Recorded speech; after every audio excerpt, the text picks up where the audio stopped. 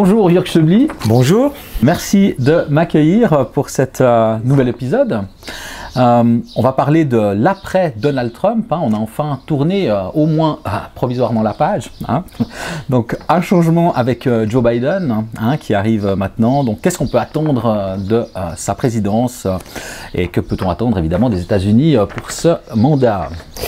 Bon, il est évident que Joe Biden a un autre style. Ça saute dans les yeux. Mais surtout sur le plan du comportement en tant que président américain, il n'y a pas une si grosse différence que ça, compte tenu du fait que ce que j'ai vu jusqu'à présent, Joe Biden se comporte comme un grand impérialiste quand même. C'est nous les États-Unis, c'est nous qui imposons tout, c'est à peu près ça. Là récemment, l'imposition d'un taux fiscal unique dans le monde, je veux dire, simplement en imposant ça à tous les pays, ça fait aucun sens, et puis d'autant plus que je trouve ça d'une certaine arrogance. Ce qui me fait dire d'ailleurs que c'est une bêtise, parce que les États qui gèrent le mieux leur budget, c'est ceux-là qui sont soumis à une concurrence fiscale. Et la concurrence fiscale en tant que telle est saine. Je veux comme exemple, on a un très bon exemple en Suisse, c'est le canton de Schwyz. Le canton de Schwyz, il y a quelques décennies, était un canton qui était très pauvre. Il y avait de l'agriculture, et ça s'arrêtait à peu près là. Et ils ont eu à un moment donné un conseil d'État, responsable des finances, qui s'appelait Franz Marti, qui a dit « il faut qu'on change quelque chose. Il faut qu'on augmente nos revenus. Et pour augmenter les revenus, je vais baisser le taux fiscal pour attirer des investisseurs, pour attirer des personnes physiques qui viennent s'installer ici, ainsi que des personnes morales, donc des sociétés qui viennent investir dans notre canton. » Aujourd'hui, le canton de Schwyz fait chaque année un excédent, chaque année, et a une fortune nette. Au contraire d'autres cantons, comme le canton de Genève, qui est autour de 16 milliards de dettes, simplement pour la comparaison. Donc la conclusion, c'est que dès que vous imposez un taux unique, dès qu'il n'y a plus de concurrence fiscale saine, c'est plutôt problématique. D'accord. Si on parlait un petit peu de la situation avec la Russie, et puis comment ça se passe? De mon avis, Joe Biden, il se trompe de cible. Il se trompe de cible pour plusieurs raisons. D'abord, la Russie est un grand pays avec une grande histoire et une grande culture.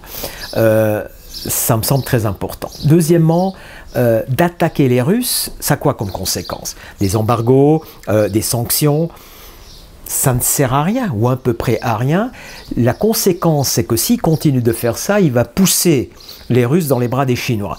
S'il y a un lien, malgré que ça serait un petit peu contre nature, historiquement vu, s'il y a un lien fort, notamment en matière économique, entre la Russie et la Chine, ça va avoir des conséquences terribles pour l'Europe et aussi pour les États-Unis. Donc, ce n'est pas la bonne stratégie. De mon avis, ils devraient trouver des accords commerciaux, des échanges de libre-échange avec les différents pays et de contrôler ainsi, si vous voulez, la Russie en matière économique avec l'Europe. C'est nos voisins. C'est les voisins, c'est des Européens. Nous, on a tout intérêt de s'allier avec eux également.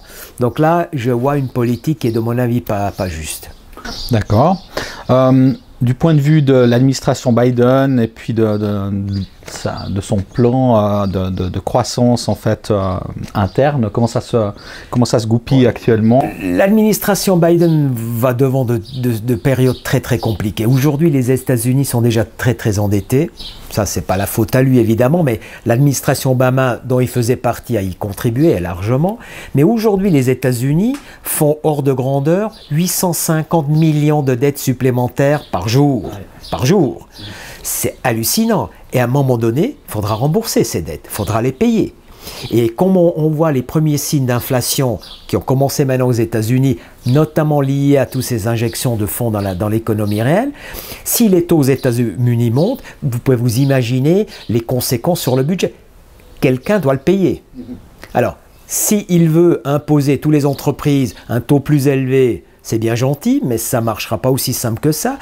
Et s'il veut imposer les personnes physiques d'une manière plus significative, plus que les gens sont riches, plus qu'ils sont mobiles, donc ce n'est pas la solution non plus. Donc l'administration Biden va devant un problème extrêmement compliqué avec tous les endettements qu'ils sont en train de créer. Ouais. Alors ça va pas s'arranger. Et puis peut-être sur le personnage, quelques mots sur le président lui-même. John Biden, c'est quelqu'un, on le voit bien, qui a passé sa vie à Washington.